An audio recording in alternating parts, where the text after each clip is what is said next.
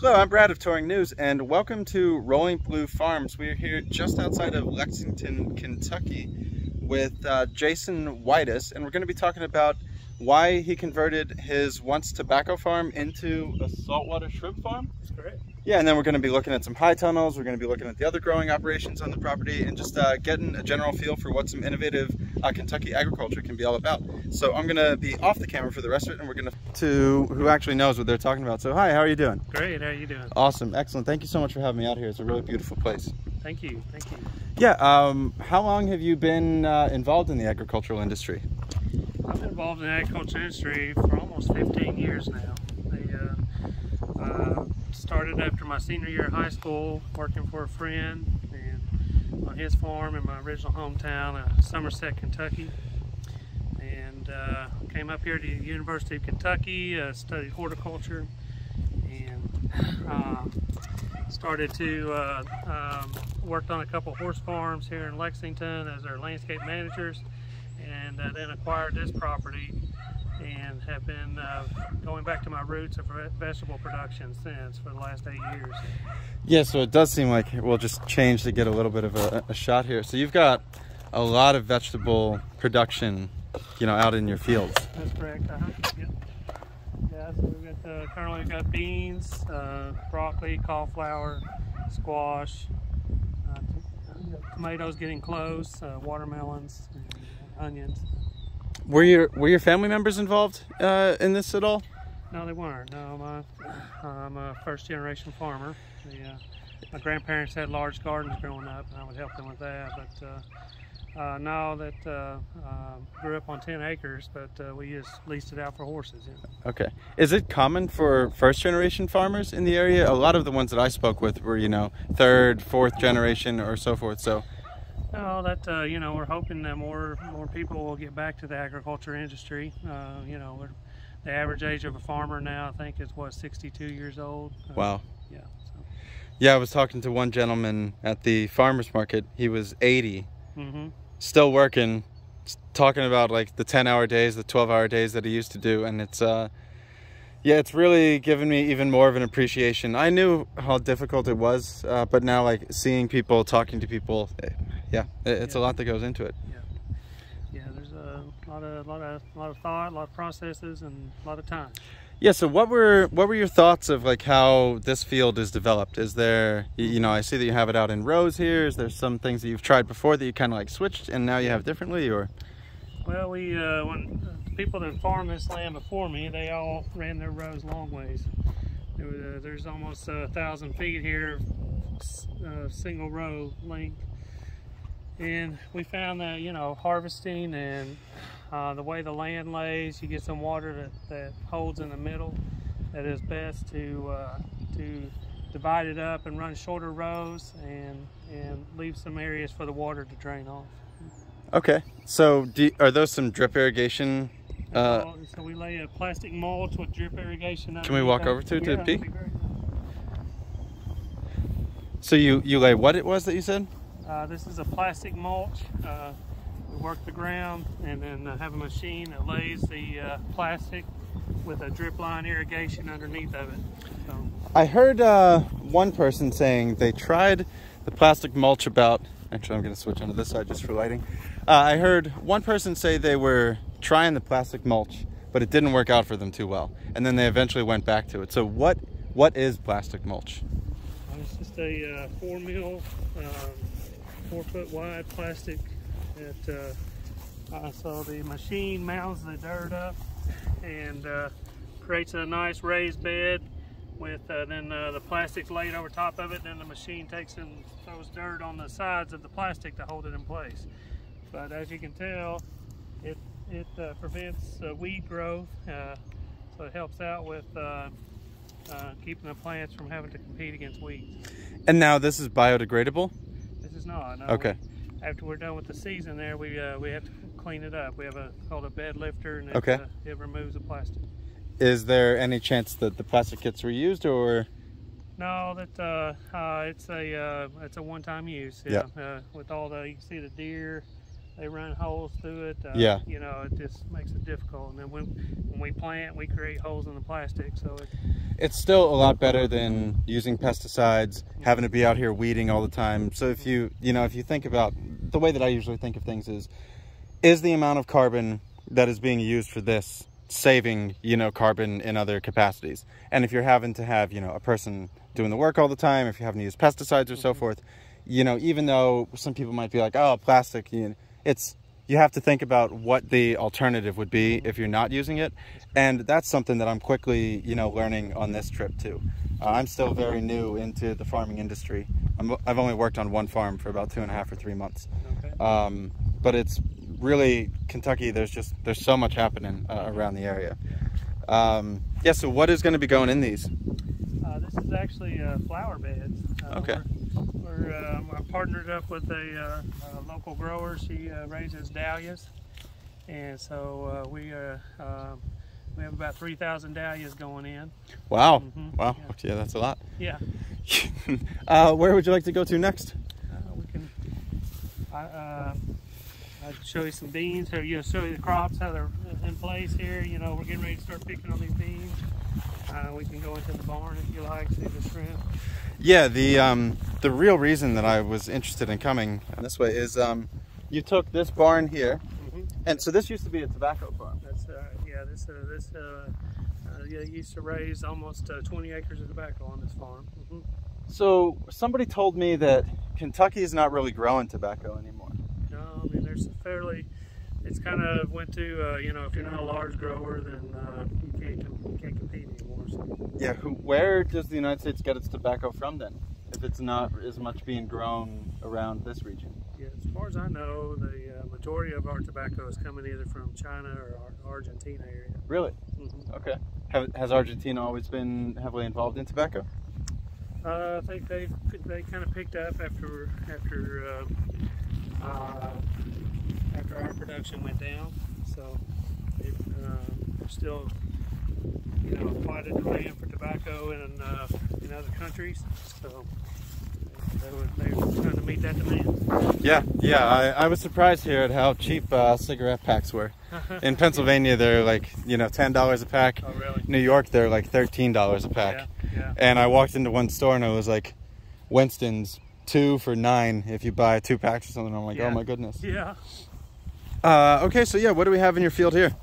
These are our stringless bean varieties. So you can tell we plant weed in between the rows here. That helps us keep our weeds down. But then the plastic mulch here allows us to put the irrigation right where we need it. So these beans will be picked this week. We're getting loaded down with some nice healthy beans here. Oh, that's wonderful. Yeah. That's a variety called Jade. How many different vegetables are you growing on here? Well, we've got there's probably 20 or 30 different types of vegetables here. Wow. So. Do you do all of your sales at the farmer's market? Yeah, we do primarily most of them. Then we work with some wholesalers for the Lexington area for restaurants. Okay. Do you have a CSA at all? We're doing a CSA with our shrimp. Oh wow. Okay. Yeah. So the vegetables we just harvest and sell through the retail, and then but the shrimp we're offering a CSA with it. That's really cool. I was talking to one farm and they were doing custom order 250 CSAs, and I'm just like, man, logistically packaging all that, getting it all, and then if you have to deliver it, it's what I quickly learned. The urban farm that I was working at in Cleveland, they had about 40 some people in the CSA, and you really need to have a good workflow. You really need to know, all that. So what have been some like upgrades into that workflow that you've developed? Like do you have like a harvesting routine or so forth, or? Well, we're daily, we're checking our crops daily for what's coming in, and with us, that's one thing I like about the retail side of it. It's a little more flexible. It's not as rigid as, and there's not the pressure there for the CSA. So the as it comes in, we just pick it and we put it on the table. So and then it may take may take a week or so for people to catch on that we have these products coming in. We try to keep people updated on Facebook, and social medias that to let them know that we have stuff, available. And that was one of the reasons that we haven't pushed the CSA on the vegetable side. Yeah. Are these all going to be handpicked then? Yes. Yeah. Is almost everything handpicked? Everything here's handpicked. Yeah. Wow. Okay. Do you have a lot of help? Is it a lot of family help and just but no, most of it's we do ourselves. Yeah. That's there's a lot that goes into everything. Do you wash before you take to market, or do you let people wash them themselves? We try to take the cleanest products we can to the market, and we encourage people to wash their produce before they eat it. Yeah. Okay. Is that kind of becoming common practice to take it unwashed then? That if you got, that's another benefit of plastic mulch, is that we don't have all the dirt, the splash, and keeping some grass in between the rows here. That keeps all our dirt from getting on the produce, and allows us to have a much cleaner product. Yeah, it's they're just aesthetically pleasing to see the rows too. Yeah, they really are. And then what else do you have going down this way? We got, these are Roma beans, a different type of stringless variety. They're a couple days off. So,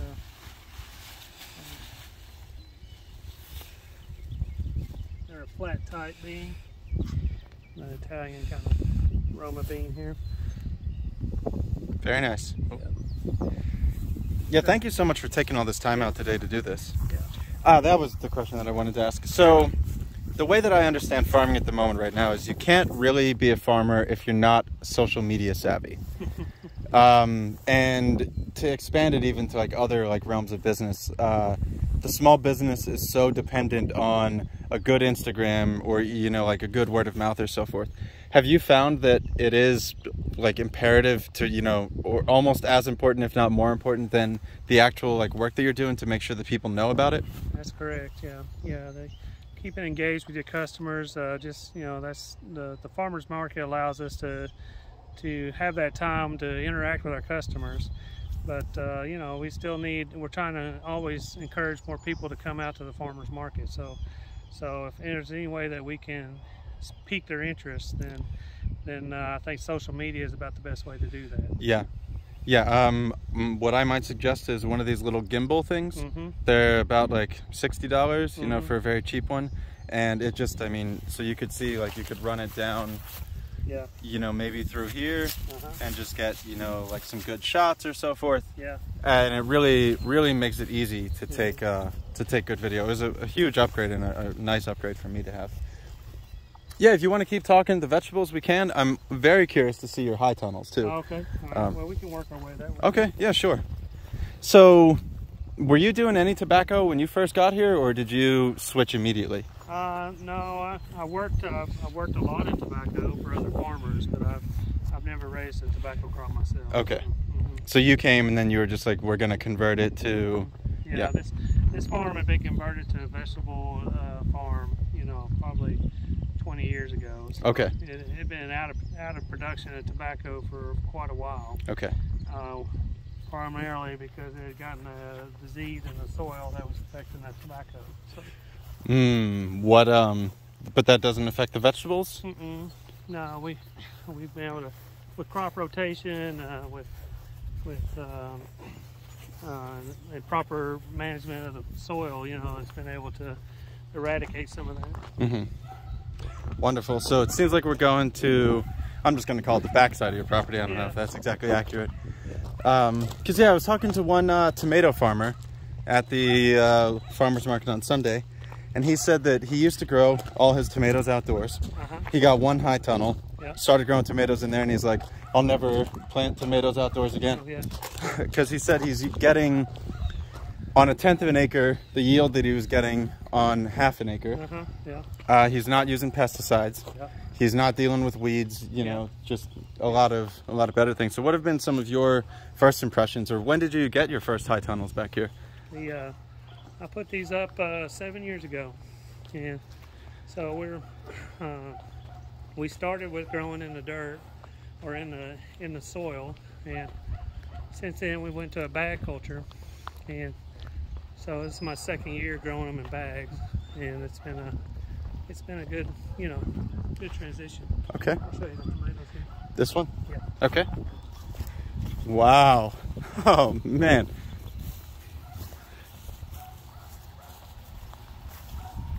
Yeah, this is the future. I think that you would agree. Yeah, yeah. Oh, so these are this is what you're saying where you went to the bags. Uh-huh, yeah. Interesting. Wow, so you could even do something like this without dirt underneath. Yeah. What was some of the motivation of thinking of going to the bag? Well, we had, you know, been using the dirt here in this for about 3 years. We started noticing some salt buildups. That's from your fertilizers, you know, and your plants start to get stunted. And so we switched to this bag set up here, and it's a little more intensive, but it's working out pretty good. Which parts of it are more intensive? Just getting them watering correct. You know, okay. We have automatic timers here. We're watering about 12 times a day for about 5-10 minutes every time. Okay, wow. And then, so is your water coming from above? Is it? So on these here, it's just irrigation lines here. And then how does it get into? So you got one emitter does 2 plants. So it's got a line that Oh, goes in. okay. It's got this little piece like this that's in the dirt that this hose attaches to something like this, and then that goes in the dirt, you know, and comes out of this emitter. So. Did you go to someone else's farm that was doing something like this to kind of see, No, you know, how, or? You know, I've seen some other operations, but you know, then just talking with other people doing it, how they set it up. So yeah. Yeah. How many varieties of tomatoes are you growing in here? We have one variety of the red tomato and then we've got 2 varieties of cherry tomatoes, you know, yellow and red. Yep.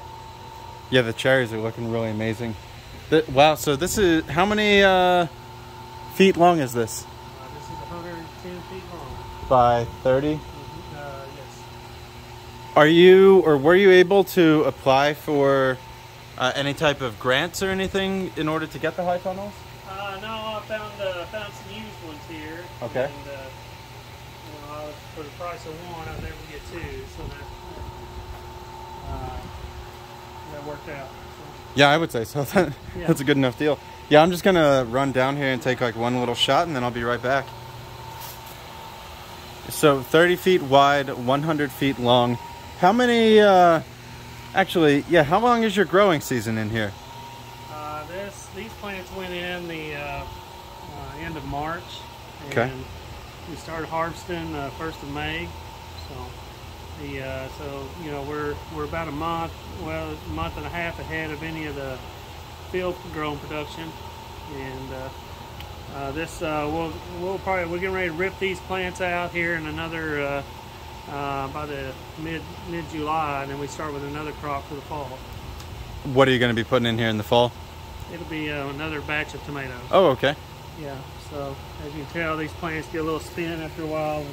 And so it's easier to just start with the fresh. I mean, I have held them in here, let them flush out new growth, and they will do that. But you get more production off starting with the new crop. Yeah. Okay. Is there anything else to, you know, kind of like share about inside of here, or do you also have systems to monitor your pH? And, we monitor the EC is called. It's emulsified concentrate, whatever of the fertilizers, and that's more of what we manage. You know, make sure we're getting the right amount of fertilizer on them. Yeah. Okay. If there's a next spot, I'll follow you. Okay. You're the one in charge. This is all very informative information too. I like that you're being detailed in sharing. I try to say that. Just imagine the audience really doesn't know anything. Okay. You know, so you can't be too basic in your descriptions.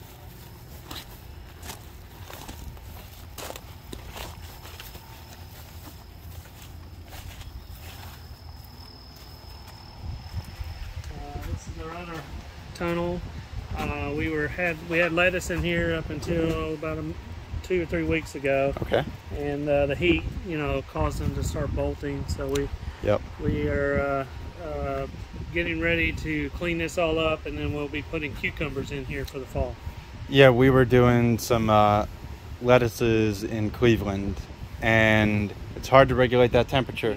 That's if there's one drawback to the high tunnels, they are called hothouses for a reason. Because I gotta move because the wind. So we have shade cloth that we put up over here, but we've had somewhat of a cooler summer so far, so we haven't done that. But I have to move in here. But this, that's one thing about it.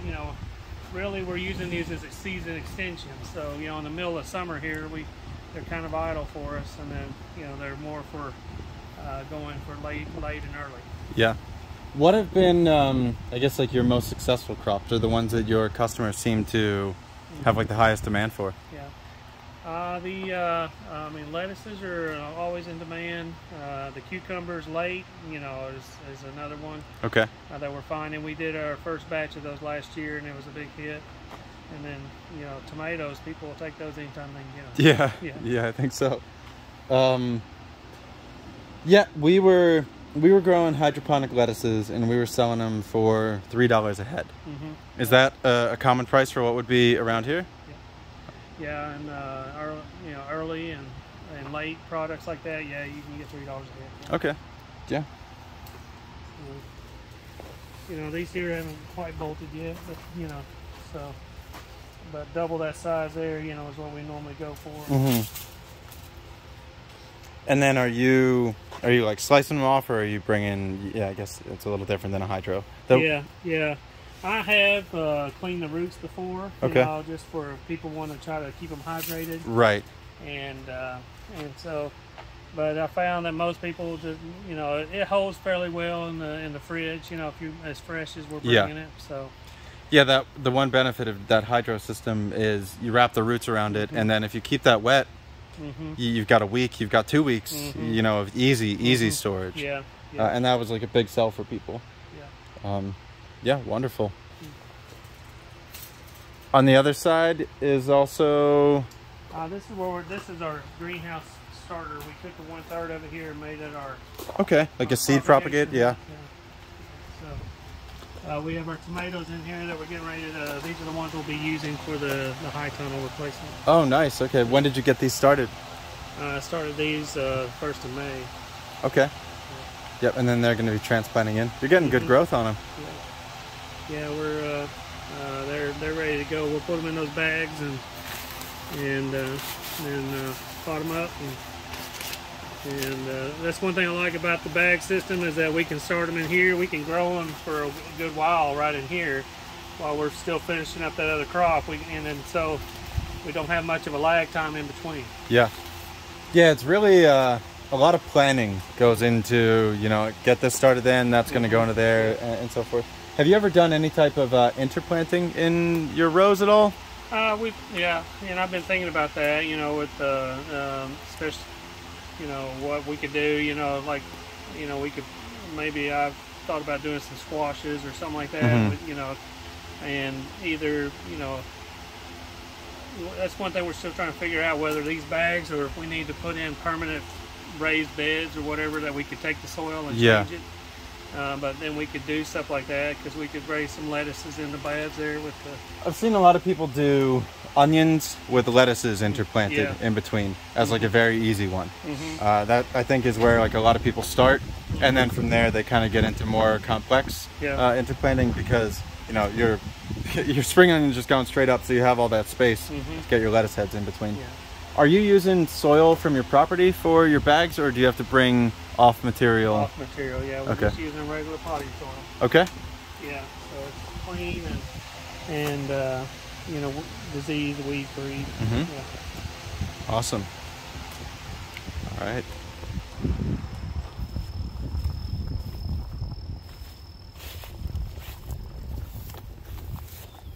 I'll let you lead the way.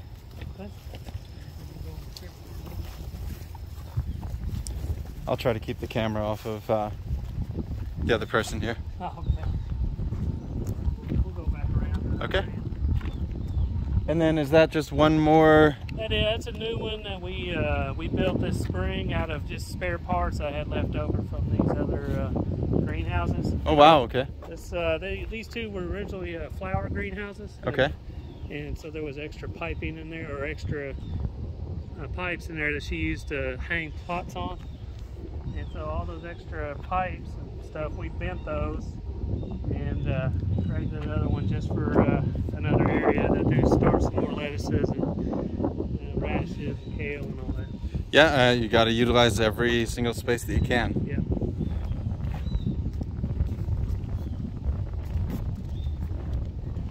What have been a few things that you've tried around here that you were really excited about? This is going to be great, and then just kind of didn't work out.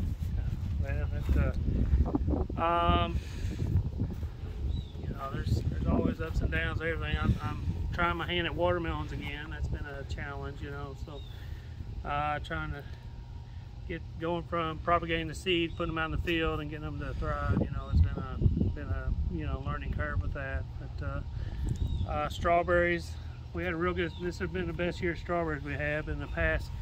It's not more of a growing issue; it's more of a varmint issue. Yeah. You put something out, and the deer. We're real heavy on deer here and raccoons. So those two are pretty violent on the crop. Yeah. Are those some maybe rain capture barrels? Those are some those IBC totes that we had collected for use for the waste, from the shrimp. Oh, right. Yeah. Okay. Yeah. So now, like the big thing that you kind of like switched into is this used to be the tobacco processing barn, and then so how did you even get the idea of trying to get to saltwater shrimping?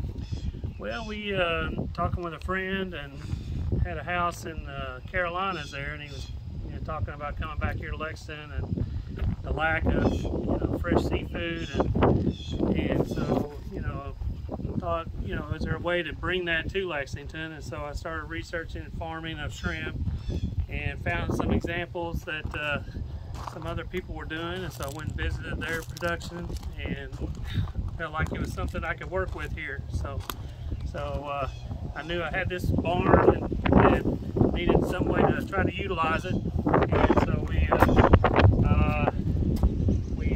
moved forward with it. So. Yeah, all right, let's go check it out. Yeah. And so you were selling your shrimp at market, I want to say for $16.99 a pound? 16 a pound, just okay. 16, yeah. And sorry, yeah, 16. That's reasonable compared to what you'd be getting, shipped from who knows where. Yeah. Okay. Yeah, that's the thing with seafood. 95% of it's imported, and the majority of that is only about 2% of it's ever expected. So as you can tell, this is all just the original structure. This is where we hang the tobacco as it came in out of the field, and so we just enclosed the center part of it here and insulated it so that we could grow these shrimp in there and get around. Wow. Okay, so where do you even begin? So we have 9 swimming pools in here. 8 of them are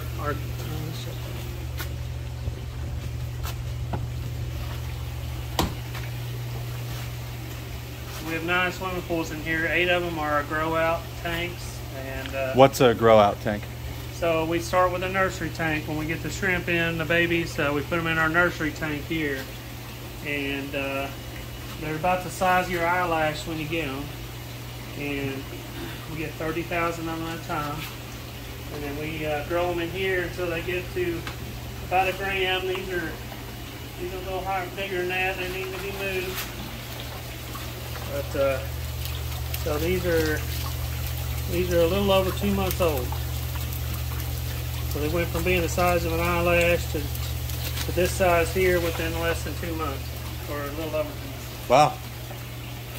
Yeah, when I went to an aquaponics facility recently, they were harvesting the tilapia in like 6 months. Mm-hmm. So the good part about doing, some of these processes is you're always having that product available. Yeah, yeah.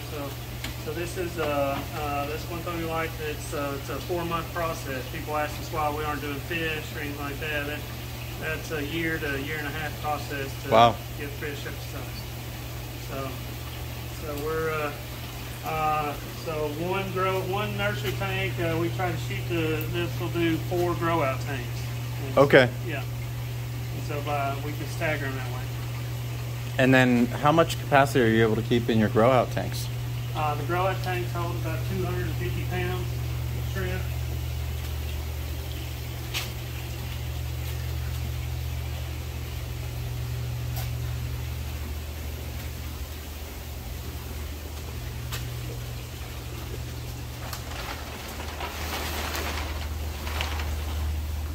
There's one that we're starting to harvest out of.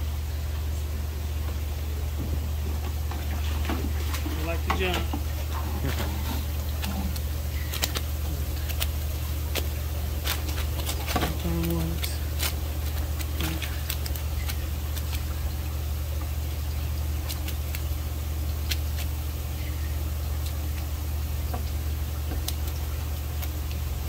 So that is a local Lexington, Kentucky shrimp. Not something that I thought that I was going to be saying when I came down this way. Yeah. This is really amazing, innovative stuff. So pretty much you can build these, it seems, almost anywhere. Yeah, they keeping the water temperature is the most crucial part. Okay. So with these larger tanks, once they get up to the 84 degrees that we need them to be, then they hold their temperature fairly well.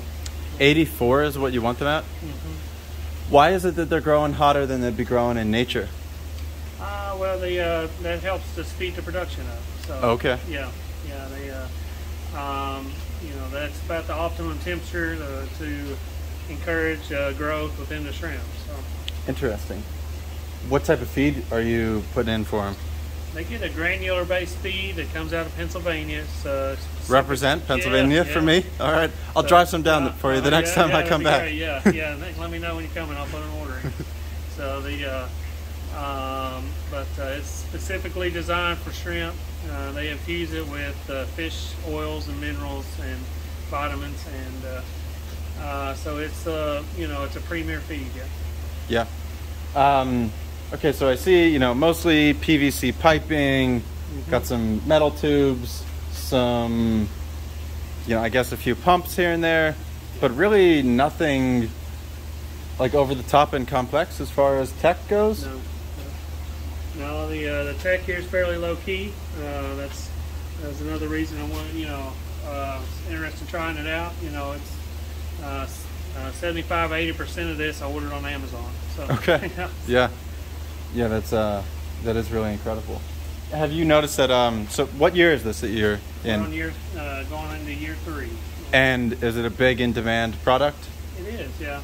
Once people are more and more catching on. It's been an educational and promotional deal of getting people to realize that we have fresh shrimp right here in Kentucky. Yeah.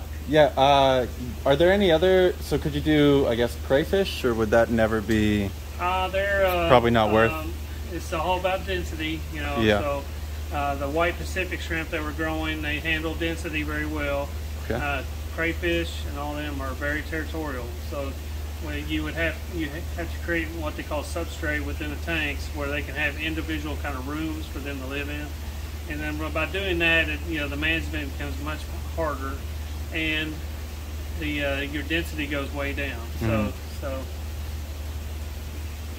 What were some struggles that you had in either getting it set up or, after? Setup process is fairly simple. It's just the management of the water. Going from being a dirt farmer to managing water, that's a whole different concept. Yeah. It seems like you've adapted to it pretty well. Yeah, we're getting there. Yeah, the region is going through a lot of changes, isn't it? Mm-hmm. Yeah. I think everybody's still trying to find their niche. That's. The tobacco industry had, they had a whole market. It was, you could put a plant in the ground, grow it, house it, strip it, and then you had a place to take it, Whereas now everybody's having to find out, I can grow the stuff, but how am I going to get the best for my return for my money?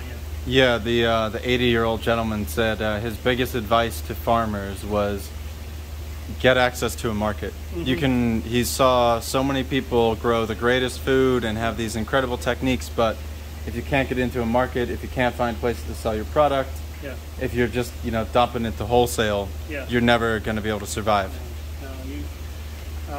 The vegetable farmer that I started with, he was working with a co-op and raising, we raised almost 800,000 tomato plants, and we were picking 20,000 pounds of tomatoes a day, and but the co-op wanted only the best tomatoes, so he created his own market, so he would take the best tomatoes to the co-op where they could market those. And all the ones that had little minor imperfections he would keep, and he created his own market on the farm, and people would come buy his tomatoes, and for a little bit of a discounted rate, because they weren't perfect, but people didn't care, they still had the same taste. So by doing that, then he moved into other products with corn and beans and all that, and so he created a real nice market for himself right there on the farm.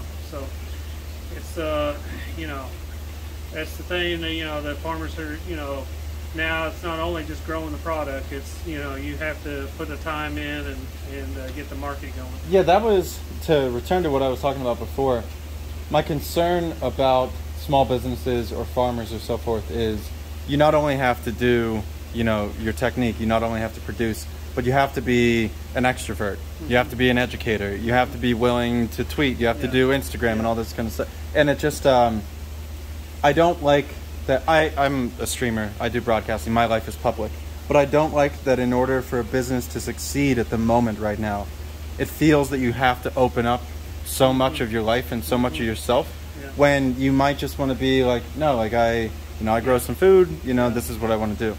Because I've seen this in a lot of different industries now where it's just, as you're talking about, either having your market or having your marketing is even paramount over the actual production. That's the whole reason, like, we partnered up with the flower farmer, because vegetables aren't sexy. So the flowers, the shrimp thing being a new concept, that brings people out. Just growing vegetables is important, but it's not it's not a big driver. Right. Yeah. Is there anything else in here that you might like to share? It's all natural filtration. Everything here is all natural. There's no Okay. So we're mimicking the bacteria that grows in the ocean. So what are you picking up in your hands there? These are this is called Biomedia, and these are little plastic balls that allow us to give more surface area for bacteria to grow on. And so when you walk on the beach and the waves crash in, that foam that comes in with the waves, that's called biofloc. And that's nature's way of cleansing itself, and we're mimicking that in these tanks. So that allows us to that takes and breaks down the waste from the shrimp and keeps the water healthy. So it's an all natural system. And then to reiterate, so your biggest challenge is really just keeping your water temperature constant. Water temperature and water quality. And water quality. Okay. Are you able to reuse much of the water through these systems? Yeah, this water can, as long as we're maintaining good water quality, this water will last us for about 3 to 4 years. So. 3 to 4 years. And are you at like a 2% loss, or just you're actually just what you put in, that's lasting that full amount of time? There's constant with evaporation, trying to keep the humidity out of here, we're losing some there. So we have to top off fairly regularly, but it's not like a fuel water exchange. Right. Yeah. You're just again, like you said, with the evaporation. Yeah. I've been evaporating a lot myself with this. Man, the one night I was trying to go to bed, the humidity didn't drop until like 2 a.m. Oh yeah. And it was just like, oh. Yeah. Humidity in Kentucky after all this rain we've been having is pretty rough. Yeah, it's been great. All right, I think we'll head back out, and if there's anything that you might want to wrap up on.